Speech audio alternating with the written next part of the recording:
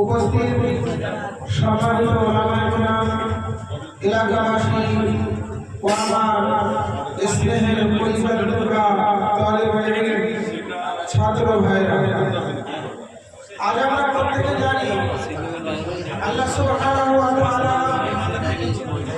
আমার আপনার বরকত, আমার আপনার সে জিম্মেদারি আল্লাহ সুবহানাহু ওয়া তাআলা দিয়েছেন, এই কোরআনে কারীমের জন্যই দিয়েছেন। অনেক বড় দায়িত্ব। এই দায়িত্বের ব্যাপারে ছোট্ট কথা না বললে নয়। আল্লাহ রাব্বুল ইজ্জত তিনি যখন এই কোরআনকে জমিনের উপরে অবতীর্ণ করার চিন্তা ভাবনা করেছিলেন,